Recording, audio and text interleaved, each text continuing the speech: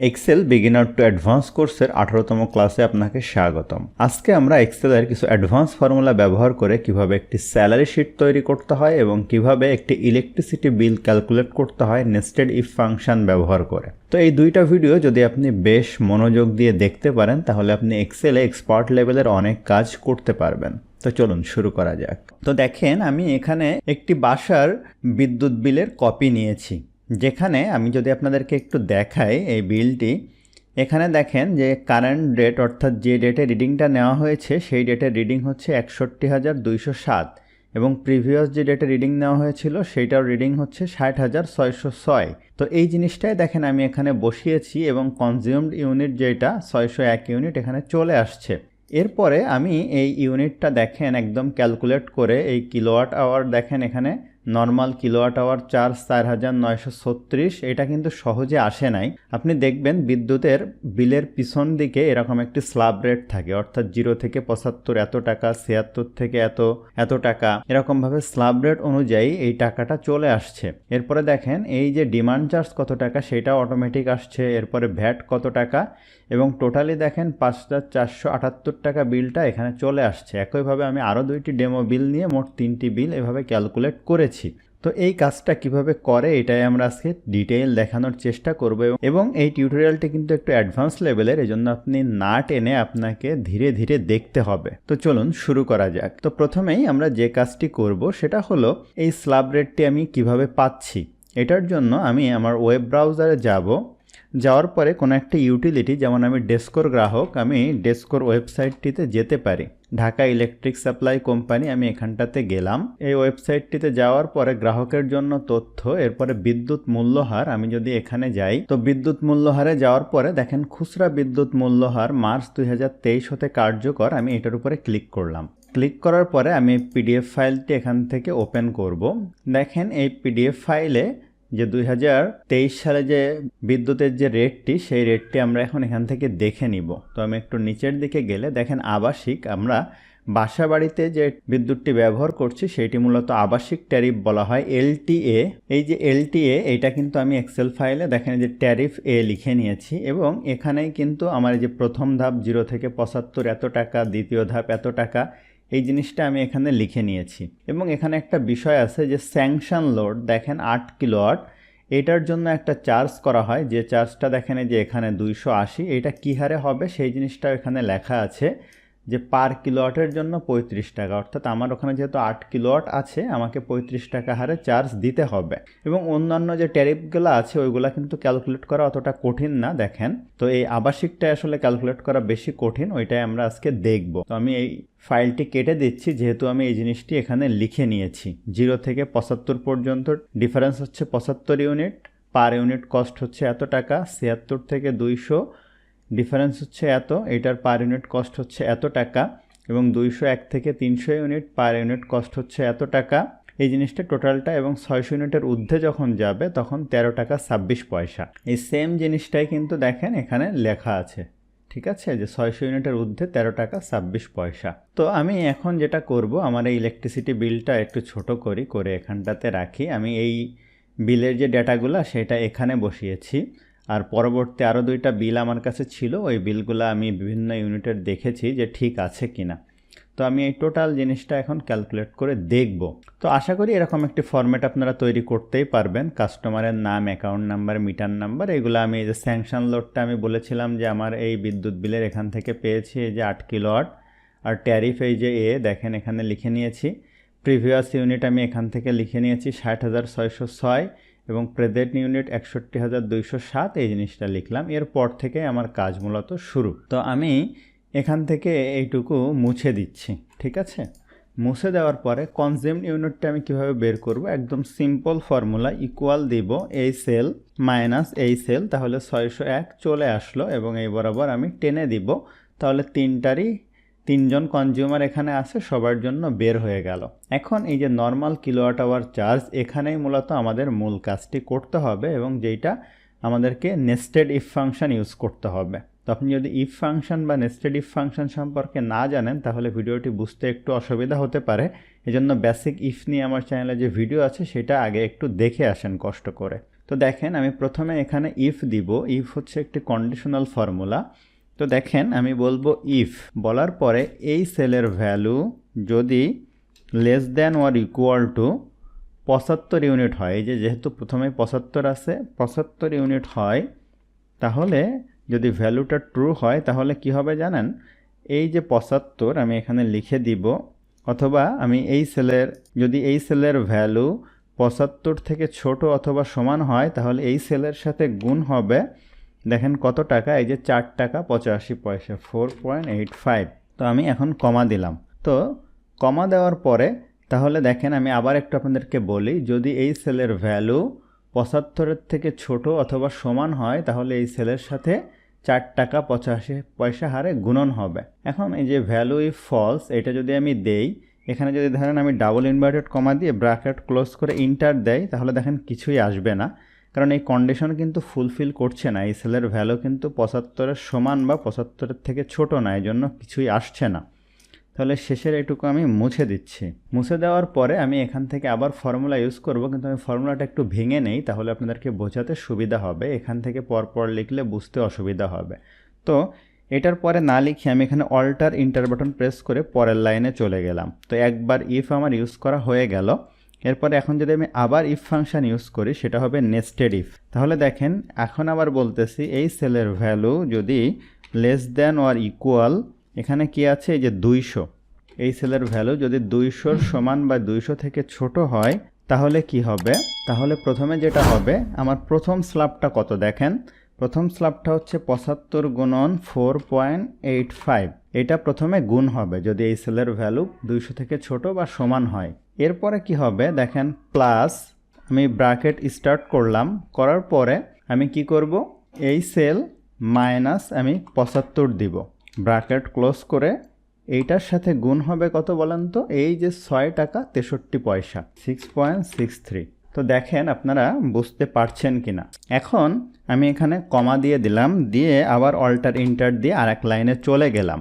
এখন আমি এই যে ভ্যালু ইফ ফলস, এখানে আবার কি করব, ইফ দিব, দেওয়ার পরে দেখেন আমি এখানে একটি ভুল করেছি, এখানে H3 হয়ে গেছে, এটা এখানে আসলে H2 হবে, এই সেলের যেহেতু আমরা হিসাব করছি। এরপরে আবারও আমরা ইফ ফর্মুলা গেলাম, এই সেলের value less than or equal two, যদি দেখেন এরপরে কি আছে 300, অর্থাৎ 300 থেকে সমান বা 300 হয়, যদি 300 সমান বা 300 থেকে কম হয় তাহলে প্রথমে এইটা আমি লিখব, এই যে 75-এর সাথে 4.85 গুণ হবে, প্লাস এরপরে দেখেন কি হবে, এরপরের স্ল্যাব হচ্ছে যে 125, 76 থেকে 200, 125 গুণন 6.63 প্লাস, এবার ব্র্যাকেট স্টার্ট, এই সেল মাইনাস, এখন এই সেল মাইনাস হবে হচ্ছে আপনার, যেহেতু আমি 3 নাম্বার স্ল্যাব ক্যালকুলেট করছি তাহলে এখানে আমার হবে হচ্ছে মাইনাস 200, ব্র্যাকেট ক্লোজ,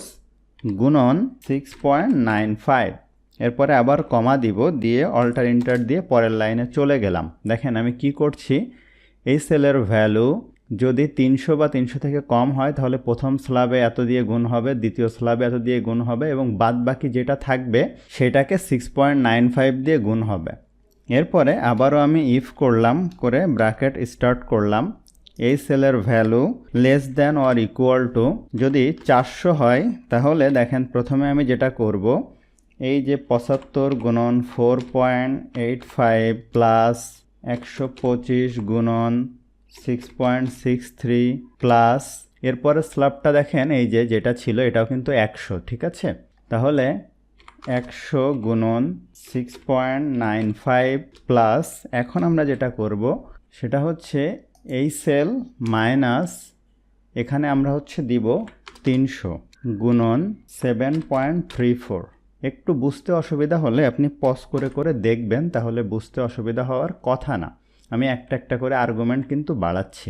এরপরে আমি আবারও ইফ দিব, দেওয়ার পরে এই সেলের ভ্যালু যদি less than or equal to 400-র পরে কি হলো আমার 600, দেখেন 600 যদি হয়, আমি কমা দিলাম, দেওয়ার পরে আমি এই পর্যন্ত কপি করে আনি আর না লিখি, কপি করে পেস্ট করি, প্লাস এই স্ল্যাবটা দেখেন কত ছিল, এই যে 300 পর্যন্ত, 100 গুণন 7.34 এরপরে প্লাস এই সেল মাইনাস, দেখেন আমরা এখানে কি দিব, এখানে দিব হচ্ছে 400 গুণন এই স্ল্যাবটা কত, এই স্ল্যাবটা হচ্ছে 11.51, কমা দিলাম, দেওয়ার পরে অল্টার ইন্টার।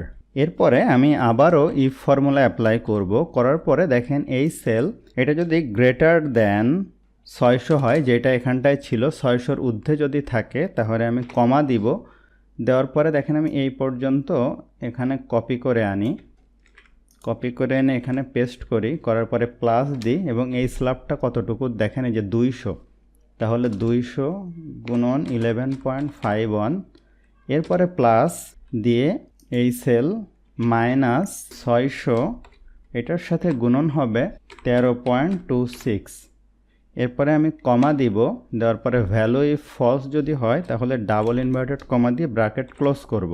তো আমি আবারও ফর্মুলাটা আপনাদেরকে একটু বোঝাচ্ছি। তো দেখেন এই সেলের ভ্যালু যদি 75 বা তার থেকে কম হয় তাহলে এই সেলের সাথে 4 টাকা 85 পয়সা হারে গুণ হবে। এরপরে আমি বলতেছি যে এই সেলের ভ্যালু যদি 200 থেকে কম হয় তাহলে প্রথম 75 ইউনিট 4 টাকা 85 এবং বাদ বাকি যেটা থাকবে এটা থেকে 75 বাদ দিলে সেটা 6 টাকা 63 পয়সা হারে। একইভাবে যদি 300 সমান বা 300 থেকে ছোট হয় তাহলে প্রথমে 75-এর সাথে 4.85, এর পরের যে 125 তার সাথে 6.63 এবং বাদ বাকি যেটা থাকবে 200 থেকে সেটার সাথে 6.95। এইভাবেই আমি টোটাল ফর্মুলাটা লিখছি, আপনি যদি আস্তে আস্তে দেখেন তাহলে বুঝতে অসুবিধা হবে না। এবং সর্বশেষে ভ্যালু ইফ ফলস হলে ডাবল ইনভার্টেড কমার ভিতরে কিছুই হবে না। এখন আমি এখানে ইন্টার দিলাম, দিলে আমাকে অনেকগুলো ব্র্যাকেট দিতে হবে, আমি ইয়েস দিলে অটো হয়ে গেল। তাহলে এখন খেয়াল করেন অটোমেটিক্যালি এইটা 4936 টাকা কিন্তু সে রিটার্ন দিল। এখন যদি আমি এই পর্যন্ত টেনে দেই তাহলে দেখেন প্রত্যেকটার জন্য চলে আসবে। এখন আমরা মিলিয়ে দেখি এটা ঠিক হলো কি না। দেখেন এই যে 4936 টাকা 76 পয়সা, অর্থাৎ আমার ফর্মুলাটা ঠিক আছে। এরপরে ডিমান্ড চার্জ আমরা যেটা দেখেছিলাম এই যে 35 টাকা হারে, তাহলে দেখেন ডিমান্ড চার্জ আমি ইকুয়াল দিলাম, দেওয়ার পরে আমার যেহেতু এই যে লোড এইটা গুণন 35 টাকা হারে, তাহলে 280 টাকা, এভাবে টেনে দিলাম, যার যত সেভাবে চলে আসলো। যদি মিটার রেন্ট থাকে এখানে লেখা থাকবে, ঠিক আছে। এখানে মিটার রেন্ট নেই, তাহলে আমি এগুলো সব বাদ দিচ্ছি, 00 দিয়ে দিচ্ছি। এরপরে ভ্যাট হচ্ছে আপনার 5%। তো ভ্যাটটা কিসের উপরে, আপনার ভ্যাট হচ্ছে এই ভ্যালু যোগ এই ভ্যালু গুণন 5%, তাহলে 260 টাকা 83 পয়সা। আমি এইভাবে টেনে দিলাম। এরপরে আমি এখানে কি করব, ইকুয়াল দিব, দেওয়ার পরে দেখেন এই টাকাটা যোগ হবে, যোগ এইটা, যোগ এইটা, যোগ এইটা, তাহলে 5477 টাকা 59 পয়সা। দেখেন এখানে একটু বেশি আছে, 5478, 1 টাকা বেশি। তাহলে এটা কিন্তু রাউন্ড করছে, এখানে দেখেন লেখা আছে টোটাল ডিউ রাউন্ডেড। তাহলে আপনি এখানে গিয়ে একটা ফর্মুলা অ্যাপ্লাই করব, ROUND রাউন্ড আপ, অর্থাৎ এটাকে রাউন্ড করে দিবে। এখানে আমি কমা দিলাম, দেওয়ার পরে এটা আমি 0 দিয়ে ব্র্যাকেট ক্লোজ করে দিলাম, ইয়েস দিলাম। তো দেখেন এটা রাউন্ড ভ্যালু করে দিয়েছে। আমি এটা টেনে দিলাম, তাহলে প্রত্যেকটার জন্য সে রাউন্ড ভ্যালু করেছে। 5478 টাকা, এই যে 5478, এই যে টোটাল বিল দেখেন এখানটাতে। পরেরটার জন্য 941 আর একটার 31,738। তাহলে আশা করি আপনারা বুঝতে পারছেন যে কিভাবে এই ইফ ফর্মুলা ব্যবহার করে একটি ইলেকট্রিসিটি বিল ক্যালকুলেট করা যায়। তো আপনাদের জন্য এই ফর্মুলাটা একটু কঠিন মনে হতে পারে, একটু ধীরে ধীরে যদি বোঝার চেষ্টা করেন তাহলে আশা করি কারোর কাছে কঠিন মনে হবে না। তো ভিডিওটিকে আমরা দুইটি সেগমেন্টে দেখব। প্রথমে আমরা একটি জেনারেল স্যালারি শিট তৈরি করব, এর পরের আমরা দেখব যে কিভাবে এই স্যালারি শিটটাকে আরো অ্যাডভান্স লেভেলে নিয়ে যেতে হয়, অর্থাৎ আরো জটিল ক্যালকুলেশন কিভাবে করতে হয়। তো অ্যাডভান্স এবং জেনারেল দুইটা জিনিসে যখন আপনি শিখে যাবেন আপনি হয়ে যাবেন একজন স্যালারি শিট তৈরি করার এক্সপার্ট। তো আমরা প্রথমেই যেটা করব সেটা হচ্ছে আমরা এখানে এই যে শিটটা আছে আমি একটা নতুন শিট তৈরি করে নিচ্ছি। নেওয়ার পরে আমরা প্রথমে এখান থেকে কিছু সেল এইগুলা সিলেক্ট করে নিচ্ছি। দেখেন এই থেকে এই পর্যন্ত নেওয়ার পরে আমি এই যে মার্জ অ্যান্ড সেন্টার থেকে মার্জ করে নিচ্ছি। এখানে আমি একটা টাইটেল দিব, টাইটেলটা ধরুন রায়হান তানজিম অ্যান্ড কোম্পানি। এইটা দিলাম। এরপরে আরও কিছু সেল আমি এ পর্যন্ত সিলেক্ট করে এইটাও মার্জ করে নিচ্ছি। এখানে আমি লিখলাম স্যালারি শিট, এরপরে আমি লিখলাম মাসের নাম লিখলাম ডিসেম্বর 2022, আমি ব্র্যাকেট ক্লোজ করে দিলাম। এরপরে এই সেল এবং এই সেল দুইটা সিলেক্ট করে আমরা ব্যাকগ্রাউন্ডে একটা কালার দিয়ে নিতে পারি। দুইটা যদি আলাদা আলাদা কালার দেন এখান থেকে আলাদা আলাদা কালারও আপনি দিতে পারবেন। এরপরে এগুলো সিলেক্ট করে এখান থেকে আমি একটা ফন্ট আলাদা দিতে পারি, টাইমস নিউ রোমান, বোল্ড করে নিতে পারি এবং এই ফন্ট সাইজটা বড় করে নিতে পারি। তাহলে এটা একটু ছোট করি এবং উপরেরটা একটু বড় থাকুক, তাহলে দেখবেন সুন্দর লাগবে। এরপরে আমরা এই একটা রো বাদ দিয়ে আমরা পরের রো থেকে কাজ শুরু করব। কেন বাদ দিয়েছি সেটা আমি আপনাদেরকে পরে বলবো। তো এখানে আপনারা জেনারেলি এইভাবে সবাই লিখে নিতে পারেন সিরিয়াল নাম্বার, এরপরে নেম, ঠিক আছে, এরপরে আইডি, এরপরে আপনি লিখলেন হচ্ছে ডেজিগনেশন। এইভাবে আমি জিনিসগুলো লিখে নিচ্ছি। এই সেট থেকে আমি কপি করে এখান থেকে লেখাগুলো যদি কপি করতে চাই, করার পরে আমি এখানে রাইট বাটন ক্লিক করে এখানে শুধু ভ্যালুটা পেস্ট করব, ওখানকার ফরম্যাটিংটা পেস্ট করব না। তাহলে যে 1 2 3 অথবা পেস্ট স্পেশালে গিয়ে এই ভ্যালুর উপর ক্লিক করলে শুধুমাত্র ভ্যালুটা এখানে পেস্ট হবে। এরপরে মেডিকেল বিলের পরে আমরা এই অ্যাডভান্স জিনিসগুলো পরে দেখব। এরপরে আমরা এই জিনিসগুলো একটু কপি করে আনি। এরপরে এখানটাতে আমি এ পর্যন্ত পেস্ট করলাম। এখন এটার উপর যদি ডাবল ক্লিক করি দেখেন বড় হয়ে যাচ্ছে, মেডিকেল বিল, ট্যাক্স, অ্যাডভান্সড, নেট পেয়েবল। এখন আমরা সিরিয়াল নাম্বার দেই, এখানে দিলাম 1, এখানে দিলাম 2, এরপর আমি 1 2 ধরে এখানে মাউসের কার্সার ধরলে দেখেন চেঞ্জ হয়ে যাচ্ছে। আমরা এখন এটা টেনে দেই, যতগুলা এমপ্লয়ি আছে, ধরুন আমার 12 জন, আমি 12 পর্যন্ত টেনে দিলাম, এটা মাঝ বরাবর রাখলাম। এখন এই টোটালটা এখান থেকে সিলেক্ট করি, করার পরে বর্ডার থেকে আমরা কি করি অল বর্ডার দেই, তাহলে ভালো লাগবে। এই টোটালটা সিলেক্ট করে এখান থেকে আমরা ফন্টটা চেঞ্জ করে দিব। আমি এখানে টাইমস নিউ রোমান দিলাম। এখন আমি এখানে স্বাভাবিকভাবে নাম লিখতে পারি, তো আমি নাম লিখে আপনাদের সময় অপচয় করছি না। আমি নামগুলা এখান থেকে কপি করে আনি। এই নামগুলা যদি আমি দেখেন এখানে সরাসরি পেস্ট করি, ওই কালারটা সহ পেস্ট হচ্ছে, কিন্তু আমি কালারটা পরে দিব। তাহলে আমি রাইট বাটন ক্লিক করে পেস্ট স্পেশালে গিয়ে শুধু ভ্যালুটা পেস্ট করলে দেখেন এই নামগুলা শুধু পেস্ট হবে। এটা একটু টেনে বড় করে দেই। আমি আইডিটাও এখান থেকে নিয়ে নিচ্ছি, আইডিগুলো পেস্ট করে দিলাম। ডেজিগনেশনটাও এখান থেকে নিয়ে নিচ্ছি, এখানে ক্লিক করে পেস্ট করে দিলাম। এরপরে আমি তাদের যে বেসিক যে স্যালারি আছে সেটা এখান থেকে কপি করে নিচ্ছি, যে বেসিক স্যালারি কত এটা এখানে পেস্ট করে দিচ্ছি। এটা এ পর্যন্ত টেনে নিলাম। এখন আমাদের এই সেলগুলোতে ফর্মুলা অ্যাপ্লাই করার কাজ। তো দেখেন প্রত্যেকটা প্রতিষ্ঠানের নিজস্ব কিছু রুল থাকে। তো আমরা প্রথমে সিম্পলি যদি দেখি যে প্রত্যেকেই তাদের বেসিক স্যালারির 40% হিসাবে হাউস রেন্ট পাবে। তো এখন তাহলে সে কিভাবে করবে? এখন 40%টা এখানে অটো কিভাবে করবে? প্রত্যেকটা যদি তার অফিসে 100 এমপ্লয়ি থাকে, এটা কিন্তু আলাদা আলাদা করে করা বেশ জটিল, একটা একটা করে ক্যালকুলেশন করা। তাহলে আমরা এখানে ফর্মুলা অ্যাপ্লাই করব। তাহলে ইকুয়াল সাইন দিব, দেওয়ার পর এই সেলটা সিলেক্ট করব, এটার সাথে গুণ চিহ্ন দিব, দেওয়ার পরে এই যে 40 দিব, দিয়ে পার্সেন্ট দিব। তাহলে এই সেলের 40% এখানে চলে আসবে। যদি ইন্টার দেই দেখেন চলে আসছে, এই যে 80,000 টাকার 40% 32,000 টাকা। এখন এই জায়গাটা ধরে আমি যদি টেনে দেই দেখেন সবগুলার অটো চলে আসলো। এখন আমি এখানে হয়তো লিখে দিলাম বোঝার সুবিধার্থে যে 40%, যেন আমি বুঝতে পারি। এরপরে ট্রান্সপোর্ট অ্যালাউন্স হচ্ছে 15% বেসিকের। তো দেখুন এই যে এখন আমরা অ্যাডভান্স স্যালারি শিটে গিয়ে যে জিনিসগুলো দেখব, ধরেন যে সিও তার কিন্তু ট্রান্সপোর্ট অ্যালাউন্স 15% না, তার বেশি। আবার যে ম্যানেজার তার কিন্তু কম। এটা বেসিকের উপর ডিপেন্ড করে, যে যার বেসিক যেমন সে অনুযায়ী ট্রান্সপোর্ট অ্যালাউন্স অনেকের কম বেশি হয়, ঠিক আছে। তো আমরা এখানে এখন জেনারেল হিসাব করব, ইকুয়াল দিব, দেওয়ার পরে এখানে বেসিকের উপরে ক্লিক করলাম, করার পরে গুণ 15 দিলাম, পার্সেন্ট দিলাম, দিয়ে ইন্টার দিলাম। দেখেন এটা চলে আসলো 8,000 টাকার 15%। এখন আমি এ পর্যন্ত টেনে দিব। একইভাবে মেডিকেল বিল, সে যে বেতন পায় তার একটা মেডিকেল বিল, এটার পার্সেন্টেজ পাবে। এটার উপর ক্লিক করলাম, ধরুন সে 8% মেডিকেল বিল পায়, তাহলে আমি এখানে পার্সেন্ট সাইন দিয়ে দিলাম, চলে আসলো। এরপরে এখানে টেনে দিলাম। এরপরে তাকে একটা ট্যাক্স দিতে হয় কিন্তু প্রতি মাসে সরকারকে, অথবা বছর শেষে কোম্পানি প্রথমে সোর্সে কেটে রাখে, পরবর্তী বছর শেষে অ্যাডজাস্ট করে। তো এটার উপর ক্লিক করলাম। ট্যাক্স সচরাচর হয়তো একটা নির্দিষ্ট অ্যামাউন্ট কাটে, একটা পার্সেন্টেজ, ধরুন আমি এখানে দিলাম 2% তার ট্যাক্স কাটে, আমি 2% দিয়ে দিলাম, ইন্টার দিলাম, 1600 টাকা।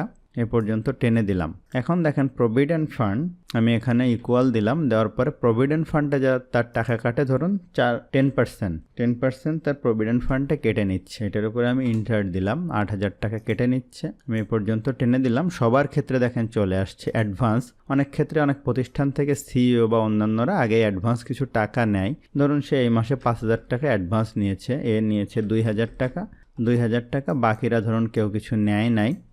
আমি 0 প্রেস করে কন্ট্রোল ইন্টার দিলে দেখেন সব সেলে 0 চলে আসলো। এখন আমরা এখানে ফর্মুলা অ্যাপ্লাই করব, ইকুয়াল সাইন দিব। তো দেখেন সে কোন টাকাটা পাবে, এই বেসিকটা পাবে, আমি যোগ দিলাম, হাউস রেন্টটা পাবে, এরপরে দেখেন ট্রান্সপোর্টটা পাবে, মেডিকেল বিলটা পাবে। মেডিকেল বিলের পরে আমি মাইনাস দিব, কারণ হচ্ছে তার কেটে নিবে কোনটা, এই যে ট্যাক্স মাইনাস প্রভিডেন্ট ফান্ডও কেটে নিবে কোম্পানি, অ্যাডভান্স এটাও কেটে নিবে। আমি ইন্টার দিলাম, তাহলে নেট পেয়েবল এখানে চলে আসলো। এই পর্যন্ত টেনে দিলে প্রত্যেকের জন্য চলে আসছে। তো এইটা ছিল আমাদের মোটামুটি বেসিক স্যালারি শিট। আমরা চাইলে এগুলা পছন্দ অনুযায়ী কিন্তু এখান থেকে কালার করে নিতে পারি। আমি যেরকম এখানটাতে করেছিলাম সুন্দর দেখার জন্য, এভাবে আপনি আপনার ইচ্ছা অনুযায়ী এরকম আপনি কালার করে কিন্তু নিতে পারবেন। এইগুলো আপনার যে কালার পছন্দ হয়, ঠিক আছে।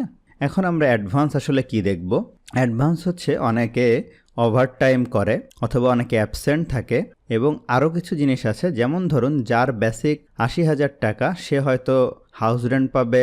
ধরুন যে অফিসের এমন কিছু রুল আছে যে যাদের বেসিক ধরুন 50,000 টাকা থেকে 80,000 টাকা তারা হচ্ছে 40% বাড়ি ভাড়া পাবে। আবার যাদের বেতন ধরুন 30,000 টাকা থেকে 50,000 টাকা তারা হচ্ছে 50% বাড়ি ভাড়া পাবে। এখানে তাহলে আমরা 50,000 না দিয়ে দিতে হবে 51,000 দিতে হবে। তো দেখেন যাদের 51,000 থেকে 80,000 না দিয়ে আমি এখানে দিয়ে হচ্ছে 1,00,000 টাকা, এবং যাদের 30 থেকে 50 তারা 50% বাড়ি ভাড়া পাবে। আর যাদের বেতন ধরেন 0 থেকে 29,000 টাকা বেসিক তারা হচ্ছে 55% বাড়ি ভাড়া পাবে, ঠিক আছে। এরকম কোনো কন্ডিশন অনেক অফিসে থাকে। অথবা এরকম থাকতে পারে যে যাদের বেতন ধরুন 51 থেকে 1,00,000 টাকা তারা হচ্ছে এত % ট্যাক্স পাবে, অন্যরা তারা এত % মেডিকেল বিল পাবে, বাকিরা এত পাবে। এরকম বিভিন্ন কন্ডিশন থাকে। তো এইগুলো আমরা কিভাবে ইউজ করব সেটাও আমরা দেখব। তো আমরা তাহলে এখন দ্বিতীয় সেগমেন্টে চলে যাচ্ছি, অ্যাডভান্স স্যালারি শিটের। তো আমি এখানে এই প্রভিডেন্ট ফান্ডের আগেই আমি এখানে একটা এই যে 2টা এভাবে ইনসার্ট করে করে 3টা 4টা কলাম ইনসার্ট করলাম। কিভাবে করলাম আপনারা বুঝতে পেরেছেন। এখন দেখেন আমি এখানে লিখলাম ওভার টাইম, ব্র্যাকেটে লিখলাম এইস অর্থাৎ আওয়ার, আর এখানে লিখলাম ওভার টাইম, ব্র্যাকেটে লিখলাম টাকা। এরপরে আমি এখানে লিখলাম অ্যাবসেন্ট ডেজ, এখানে লিখলাম অ্যাবসেন্ট টাকা, ব্র্যাকেট ক্লোজ করে দিলাম। এগুলো একটু বড় করে নেই। তো দেখেন এখানে একজন হয়তো 10 ঘন্টা ওভারটাইম করেছে, একজন 20 ঘন্টা করেছে, একজন 12 ঘন্টা করেছে, বাকিরা কেউ কেউ হয়তো 0 করেছে। এরকম আমি জাস্ট দিয়ে দিলাম কয়েকটা। এরপর অ্যাবসেন্ট ডেজ, সে হয়তো সিও হয়তো 5 দিন অ্যাবসেন্ট ছিল বিনা বেতনে, আর একজন 2 দিন ছিল, কেউ 0 দিন ছিল, কেউ 0 দিন ছিল, কেউ 3 দিন ছিল। এরকম আমি কিছু এখানে দিয়ে দিচ্ছি, ঠিক আছে। এখন এইগুলোর জন্য টাকাটা কিভাবে কাটা যাবে দেখেন। ওভারটাইম, তো ওভারটাইম কোনো কোনো প্রতিষ্ঠানে এমন করে যে ওভারটাইম করলে দ্বিগুণ হারে বা 1.5 গুণ হারেও টাকা দেয়, আবার অনেকে আছে এমনি দিনের মতো দেয়। তো সেটা আপনারা করতে পারবেন। আমি প্রথমে ওভারটাইমের সিস্টেমটা বের করে দেখাই। আমরা এখানে ইকুয়াল সাইন দিব। দেখেন এখানে হচ্ছে তার বেসিক 80,000 টাকা, ভাগ দিব একটা মাসে ওয়ার্কিং ডেজ। আসলে কোনো কোনো অফিস 25 দিন ধরে, কোনো কোনো অফিস 26 দিন ধরে। তো আমি ধরলাম 26 দিন, তাহলে একদিনের টাকাটা বের হলো। প্রত্যেক দিনে অফিস করে কোনো কোনো অফিস 8 ঘন্টা, কোনো কোনো অফিস আছে 9 ঘন্টা। তো আমি স্ট্যান্ডার্ড 8 ঘন্টা ধরলাম। তাহলে দেখেন প্রতি ঘন্টার টাকাটা কিন্তু বের হয়ে যাবে। আমি কি করলাম, এই বেসিককে 26 দিয়ে ভাগ দিলাম, তাহলে দিনের টাকা বের হবে। এরপরে 8 দিয়ে ভাগ দিলে ঘন্টার টাকা বের হবে। দেওয়ার পরে আমি এখানে গুণ দিব, দেওয়ার পরে এই সেলটা সিলেক্ট করব। তাহলে 10 ঘন্টার জন্য কত টাকা দেখেন এই যে চলে আসছে। এখন যদি আমি এইটাই পর্যন্ত টেনে দেই তাহলে কিন্তু চলে আসবে। এখন আপনি যদি মনে করেন যে আমরা এই দিনের টাকার 1.5 গুণ দিবে, তো সেক্ষেত্রে আমরা কি করতে পারি, আমি এখানে এই টাকাটা ধরুন চলে আসলো। এই যে আমি কি করলাম, গুণ চিহ্ন দিয়ে যে এই 10 গুণ ছিল এটা উঠিয়ে দিয়েছি। এখন এ পর্যন্ত চলে আসলো। এখন যদি 1.5 গুণ দেন তাহলে এই 384-র সাথে আপনি কি করবেন, 1.5 গুণ করবেন। তাহলে আপনি যেটা করতে পারেন এটার সাথে গুণ 1.5, 1.5 গুণ করলেন, তাহলে প্রতিদিনের এই যে 1.5 গুণ টাকা এইটা, তাহলে এইটার সাথে আপনি এবার কি করবেন, এই 10 যদি গুণ দেন তাহলে কিন্তু আপনার টাকার ভ্যালুটা চলে আসতেছে, বেশি ভ্যালুটা, ঠিক আছে। আর যদি আপনি এই 1.5 গুণ না দিয়ে 1 গুণ দেন তাহলে কিন্তু টাকার ভ্যালু কম, ঠিক আছে। দেখেন আমি টেনে দিলাম, তো আপনি 1 গুণ দিবেন না 1.5 গুণ দিবেন, এইভাবে আপনি করতে পারেন। এরপরে অ্যাবসেন্ট দেখেন, কেউ যদি অ্যাবসেন্ট থাকে তাহলে সেক্ষেত্রে কি হবে, আমি এখানে অ্যাবসেন্ট টাকার ঘরে যাই, ইকুয়াল দিলাম, দেওয়ার পরে আমার বেসিক যে টাকাটা এটাকে আমি ভাগ দিব কি দিয়ে, 26 দিন, তাহলে প্রতিদিনের টাকা বের হয়ে যাবে, গুণন যে কয়দিন সে অ্যাবসেন্ট ছিল এটা দিয়ে ইন্টার দিলাম, তাহলে তার অ্যাবসেন্টের টাকাটা দেখেন 15,384 টাকা। এভাবে টেনে দিলে এই পর্যন্ত চলে আসলো। আপনার যদি নতুন কোনো এমপ্লয়ি থাকে আপনি জাস্ট এখানে অ্যাড করবেন, করে কিন্তু এই ফর্মুলা এভাবে ধরে যদি টেনে দেন তাহলে তার পর্যন্ত চলে আসবে, আপনি যত এখানে অ্যাড করেন না কেন, কারণ প্রত্যেকটার জন্য অ্যাপ্লাই করা। এখন আমরা এই জিনিসটা কিন্তু কন্ডিশনটা অ্যাপ্লাই করি নাই, এইটা আমরা এখন করি। এই জিনিসটা মনোযোগ দিয়ে দেখেন আপনারা। আমি যদি স্যালারির ক্ষেত্রে অ্যাপ্লাই করতে পারি অথবা ট্রান্সপোর্টের ক্ষেত্রে অ্যাপ্লাই করতে পারি, ধরুন আমরা ট্রান্সপোর্টের ক্ষেত্রে অ্যাপ্লাই করি, এখানে বলি যাদের বেতন 51 থেকে 10,000 টাকা তারা ট্রান্সপোর্ট অ্যালাউন্স পাবে 20%, যাদের 30 থেকে 50,000 টাকা তারা ট্রান্সপোর্ট অ্যালাউন্স পাবে 15%, এবং এই বাদ বাকি যারা আছে তারা ট্রান্সপোর্ট অ্যালাউন্স পাবে 10%। তো ধরুন এরকম একটি রুল আছে, বাড়ি ভাড়ার ক্ষেত্রেও থাকতে পারে, ট্রান্সপোর্টের ক্ষেত্রেও থাকতে পারে। তো আমরা এখন কি করব, দেখেন এই সেলে যাব, এখানে আগে তো ফ্ল্যাট সবার জন্য 15% ছিল, এখন আমরা এখানে এটা মুছে দেই, দিয়ে পুরাটাই মুছে দেই, তাহলে বোঝাতে সুবিধা হবে। আমি এখন এখানে ক্লিক করে এই জায়গায় চলে যাই, গিয়ে এখানে ইকুয়াল সাইন দেই, তাহলে ফর্মুলাটা বুঝতে সুবিধা হবে। দেখেন আমরা এখন একটা ফর্মুলা অ্যাপ্লাই করব যেটার নাম ইফ ফর্মুলা। ইফ ফর্মুলা লিখে আমার চ্যানেলে অনেক ভিডিও পাবেন। ইফ হচ্ছে একটা লজিক্যাল ফর্মুলা, অর্থাৎ কন্ডিশন দিয়ে আপনি কাজ করবেন। তো আমরা এখানে ইফ লিখলাম, লেখার পরে ব্র্যাকেট স্টার্ট করলাম। দেখেন এখানে লজিক্যাল টেস্ট দিতে বলতেছে, যে এইরকম জাস্ট লজিক্যাল টেস্টগুলো এরকম, যে এটার থেকে এটা যদি বড় হয় তাহলে এটা হবে, ওইটার থেকে এটা ছোট হলে এটা হবে। এখন ইফের পরে আমরা এখানে আরেকটা ফর্মুলা দিব, অ্যান্ড ফর্মুলা। কারণ হচ্ছে ইফ ফর্মুলা যদি আপনি অ্যাপ্লাই করেন তাহলে আপনি একটা লজিক্যাল টেস্ট দিতে পারবেন, আর যখন ইফের সাথে অ্যান্ড ব্যবহার করবেন তখন একাধিক লজিক দিতে পারবেন। কারণ দেখেন এখানে কিন্তু আমার দুইটা লজিক, যদি কোনো স্যালারি 50,000 টাকার বড় হয় এবং 1 লাখ টাকার ছোট হয় তখন কি হবে, তাহলে কিন্তু আমার দুইটা লজিক। তাহলে এখন আমি বলবো, দেখেন এই সেলের ভ্যালু যদি গ্রেটার দেন 50,000 টাকা, দেখেন এই সেলের ভ্যালু যদি 50,000-এর বেশি হয়, আবার বলতেছি দেখেন এই কমা দেওয়ার পরে এই যে লজিক 2 হাইলাইট হয়ে গেছে, এই সেলের value less than or equal two 1 lakh টাকার ছোট অথবা সমান হয়, তো এটা যদি হয় তাহলে আসলে কি হবে। তো আমি এটা ব্র্যাকেট ক্লোজ করে দিলাম, দেওয়ার পরে আমি কমা দিলাম, দেওয়ার পরে আমি বলতেছে ভ্যালু ইফ ট্রু, যদি ট্রু হয় তাহলে এটার সাথে কত পার্সেন্ট হবে, আমরা 20%, তাহলে আমরা দিই গুণন 20%। তাহলে দেখেন আমরা কি করলাম, এই সেলের ভ্যালু যদি 50,000-এর বেশি হয় এবং 1 লাখের কম বা সমান হয় তাহলে এই সেলের 20% এখানে আসবে। এখন আমরা আবার কমা দিব, দেওয়ার পরে আমরা আবার ইফ ফর্মুলা ইউজ করব। দেখেন ইফ, কারণ আমি আরও কন্ডিশন দিব, এই কন্ডিশনগুলো একটু কঠিন, আস্তে আস্তে দেখেন। ইফের সাথে আবার আমি অ্যান্ড ফর্মুলা দিব, দেওয়ার পর আবার দেখেন আমি বলতেছি এই সেলের ভ্যালু যদি গ্রেটার দেন কত হয়, 30,000 টাকার বেশি। দেখেন আমি 30,000 টাকার বেশি হয়, আবার বলতেছি এই সেলের ভ্যালু যদি less than or equal two 50,000 টাকা হয়, তাহলে আমি ব্র্যাকেট ক্লোজ করে দিব, দিয়ে ভ্যালু ইফ ট্রু, দেখেন যদি এটা ট্রু হয় তাহলে এই সেলের সাথে আমি 15% গুণ করব। আবার আমি কমা দিলাম, দিয়ে এই ফর্মুলাটা যদি আমি এখান থেকে কপি করে আনি, এই পর্যন্ত দেখেন কপি করে এনে এখানটাতে আমি পেস্ট করি, তাহলে আবার বলতেছি এই সেলের ভ্যালু যদি 0 থেকে বড় হয়, এখন আমরা বলবো 0 থেকে, এই যে এইটা অ্যাপ্লাই করতেছি, এবং 30,000 টাকা বলবো আমরা, 30,000 টাকা থেকে কম হয়।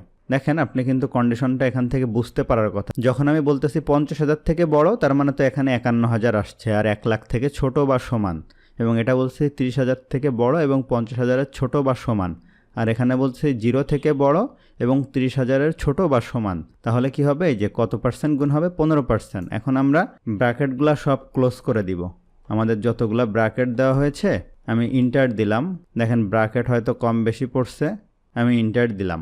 এখন দেখেন তো এখানে কত পার্সেন্ট গুণ হলো, এই যে 80,000 টাকার আমার এখানে 20% হলো না 15% হলো না আমরা কিন্তু একটা ভুল করেছি, দেখেন এখানটাতে 15%, এইটাতে হবে হচ্ছে 10% শেষেরটাতে।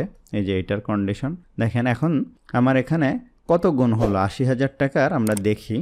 দেখেন এই যে 80,000 টাকার গুণন 20 শিফট দিয়ে পার্সেন্ট, দেখেন এখানে 16,000 টাকা হয়েছে, তাই না? এবার আমি যদি এটা ধরে এই পর্যন্ত টেনে দেই, দেখেন কি হয়। এই 45,000 টাকার সাথে কত পার্সেন্ট গুণ হয়েছে আমরা যদি এখানে একটু দেখি, দেখেন 45,000 গুণন 15, এখানে দেখেন 15% গুণ হয়েছে, এই যে এইটাই দেখছেন। আর এটার সাথে কিন্তু 20% গুণ হয়েছে, তাইলে ফর্মুলাটা কিন্তু আমাদের কাজ করতেছে। আর এখানে দেখেন ফলস দেখাচ্ছে, কারণ এখানে কোনো বেসিক দেওয়া নেই। যদি আপনি এখানে 0 দেন তাহলেও কিন্তু ফলস দেখাচ্ছে, কারণ আমরা বলছি 0 থেকে বড় হবে। এই যে তাহলে 0 থেকে বড় যদি হয়, তাহলে যদি আমরা 1 দেই তাহলে দেখেন এটা চলে আসছে। তো আমরা যদি নতুন কোনো এমপ্লয়ি এখানে অ্যাড হয়, তার নাম এখানে ক্লিক করে এভাবে দিলে কিন্তু এখানে চলে আসবে। এখন আমাদের নেট পেয়েবল কিছুটা চেঞ্জ হবে। এই যে 4টা জিনিস আমরা অ্যাড করেছি, এগুলা কিন্তু এখানে অ্যাড করি নাই। তো এইটার সাথে আমরা কি করব, আমরা এখানে প্লাস সাইন দিব, দেওয়ার পরে আমাদের যে ওভারটাইম টাকাটা আছে এটা তো আমি পাবো, তাই না? আবার এর সাথে মাইনাস সাইন দিয়ে অ্যাবসেন্টের টাকাটা বিয়োগ করব।